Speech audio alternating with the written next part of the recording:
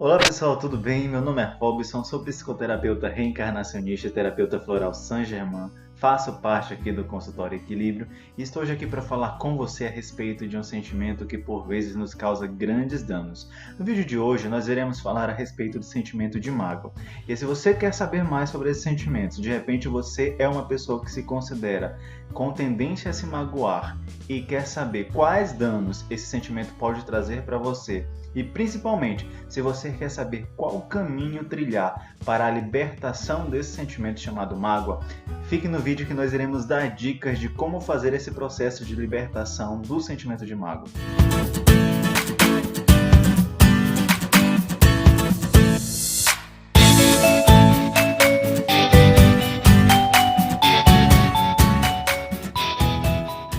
Pessoal, antes de nós darmos continuidade ao nosso vídeo e desenvolvermos a temática de hoje, eu peço que se você ainda não é inscrito no nosso canal, inscreva-se no nosso canal, tá? É muito importante que você possa se inscrever, que aí você estará nos ajudando a continuar desenvolvendo esse trabalho. E ative o sininho também, pessoal, porque sempre que tiver novos vídeos, você será avisado desse novo conteúdo que está disponível no canal. E vou logo adiantando, pessoal, já tem muito vídeo bom no canal e tem muito vídeo bom vindo aí, ok? Deixa o seu like aí no vídeo e, além de tudo, eu gostaria que você pudesse deixar nos comentários aí se você é uma pessoa que tem tendência a se magoar. Então, pessoal, a primeira pergunta que nós devemos fazer é: o que é a mágoa? A gente precisa entender o que é esse sentimento de mágoa para poder começar a perceber em nós e poder trabalharmos. Então, a mágoa, essa palavra que vem do latim, mácula, ela representa um sentimento de desgosto, de tristeza, de pesar, de ressentimento.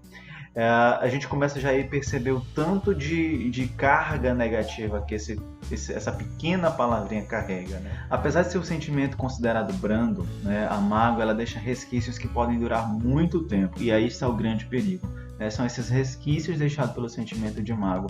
Às vezes a pessoa diz assim: não, é só um sentimento, passou, estive magoado naquele momento. Mas as raízes ficam no nosso ser, as raízes ficam no nosso coração, e aí vai nos prejudicando. É importante nós entendermos que a mágoa é um sentimento tóxico.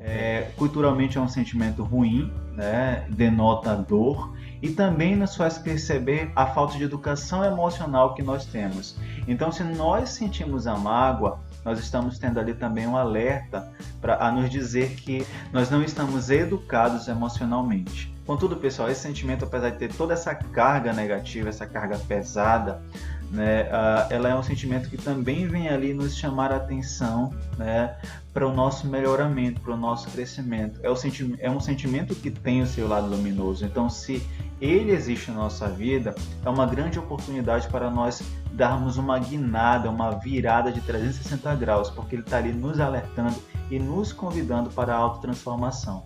E aí, pessoal, como eu falei para vocês, a mágoa tem o seu lado luminoso. Então nós chegamos na segunda pergunta de hoje: quais as funções da mágoa em nossa vida?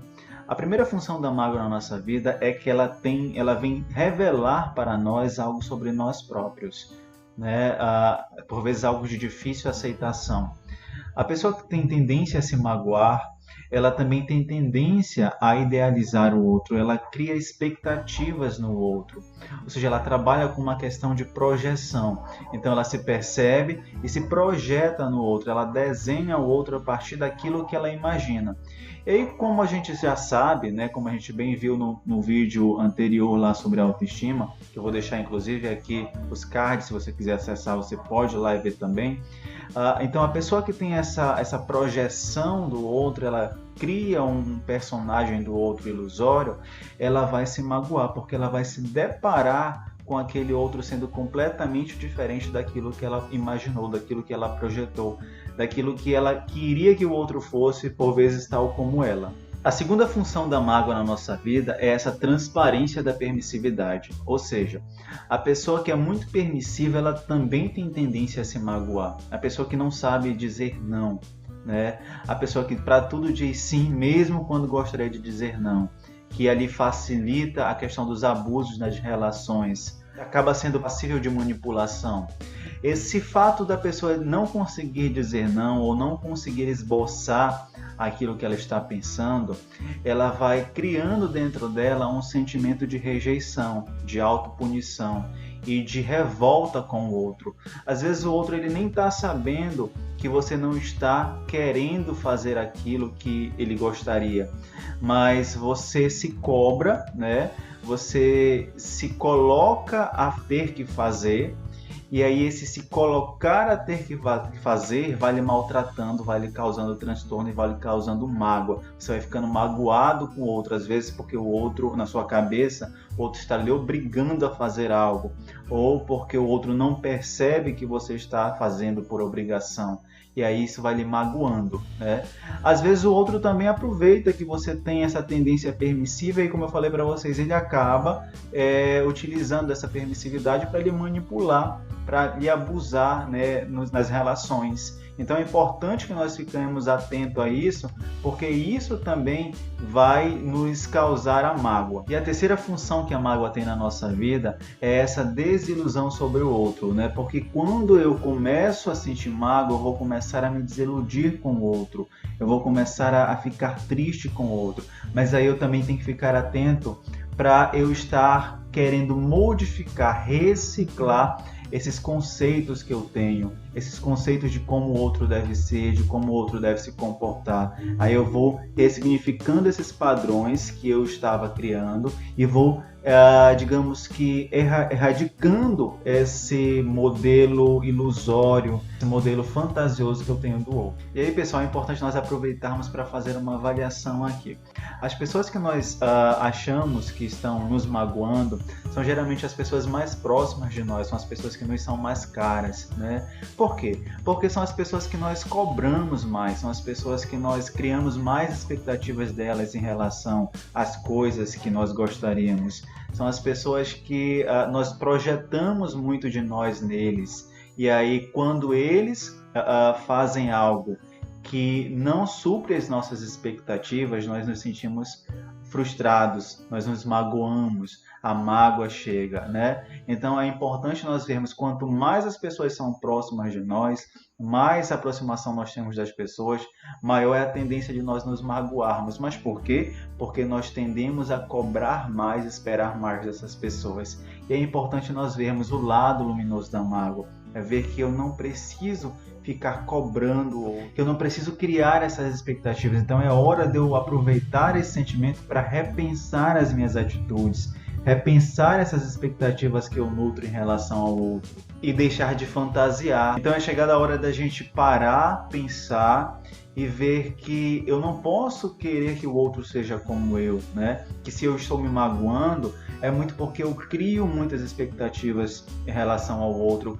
Eu quero muito que o outro seja como eu gostaria.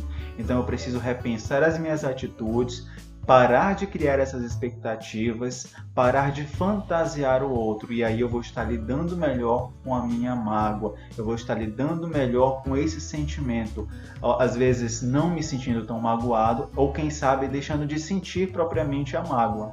Então, pessoal, para a psicoterapia reencarnacionista principalmente, esses sentimentos que nós julgamos que o outro nos causa, exemplo da mágoa, na verdade não são causados pelo outro.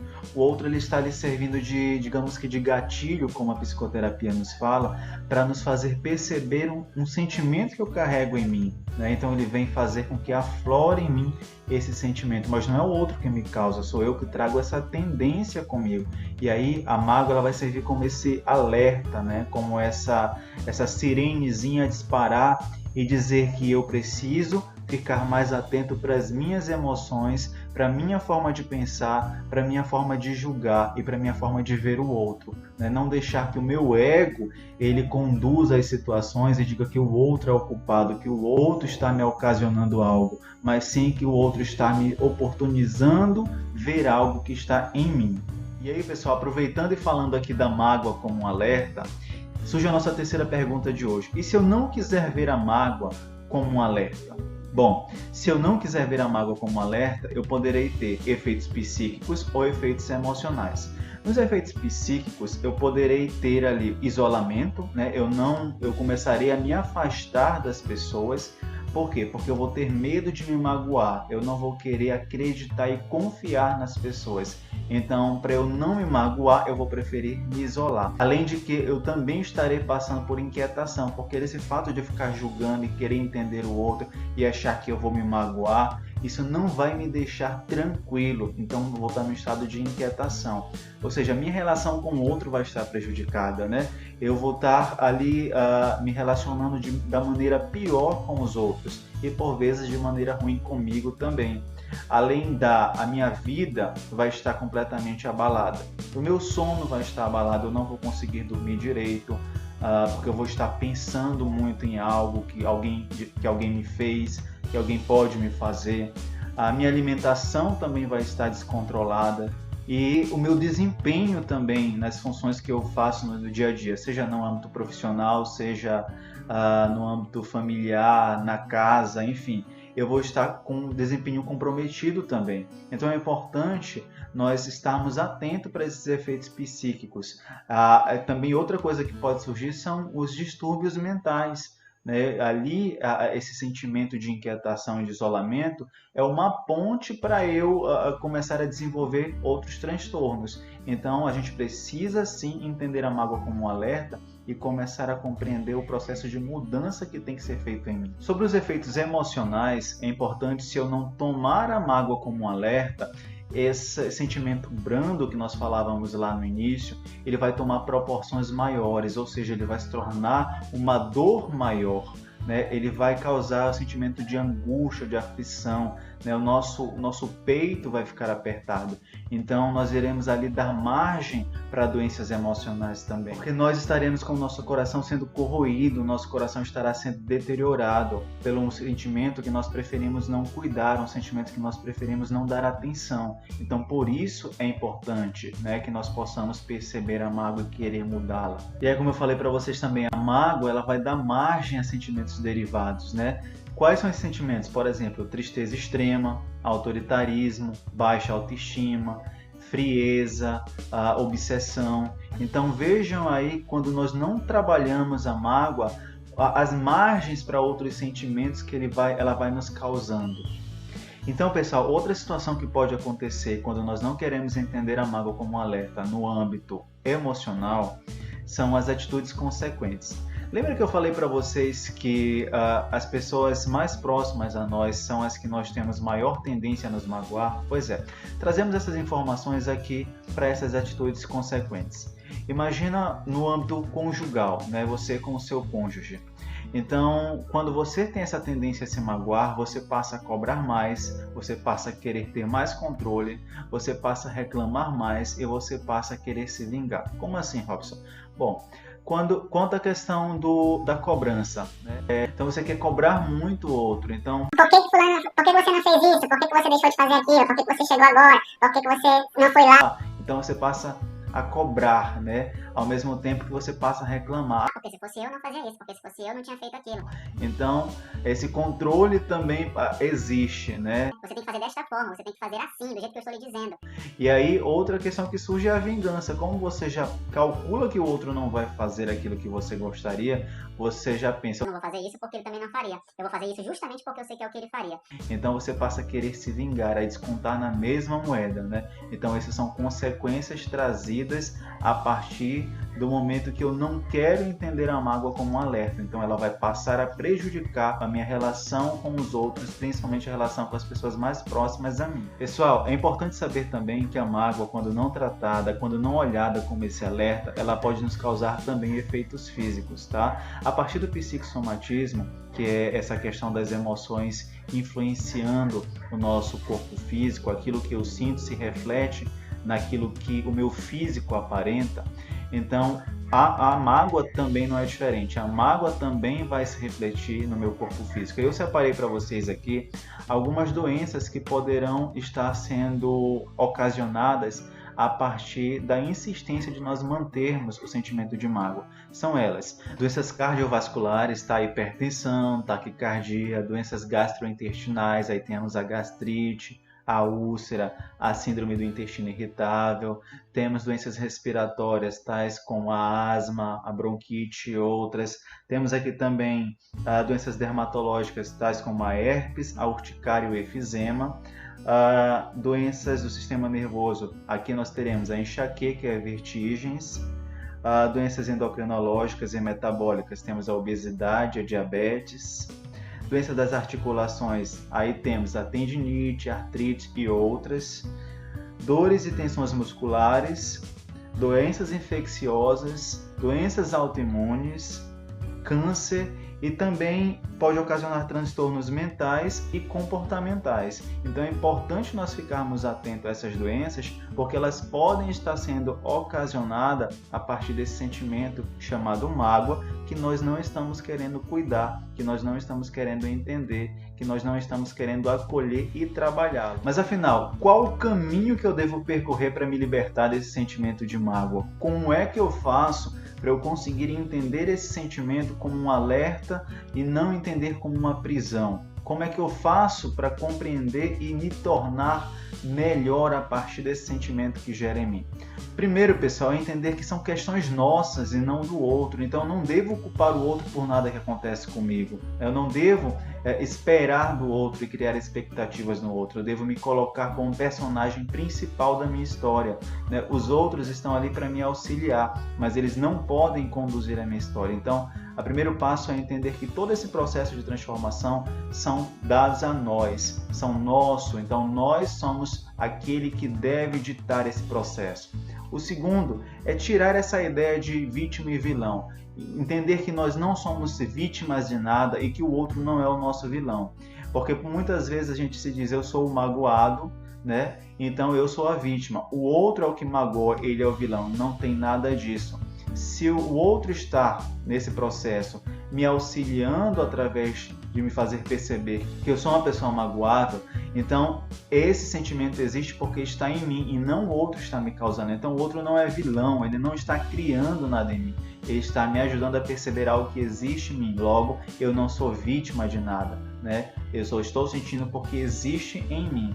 Outra situação é ter humildade. Eu preciso ter essa humildade, saber compreender que o outro não está para me prejudicar, que eu estou ali num processo de aprendizado e eu preciso querer mudar. Então não me sentir onipotente, me sentir o todo-poderoso e já querer o processo de mudança de uma hora para outra. É entender passo a passo, acreditando em mim, tendo bastante humildade. Terceiro, pessoal, é extrair o que há de melhor, é olhar para o outro e conseguir enxergar o que tem de positivo. É claro, todos nós estamos em um processo de melhoramento, isso é óbvio, mas todos nós temos o nosso lado que precisa ser melhorado, mas também tem o nosso lado positivo, aquilo que já está perfeito.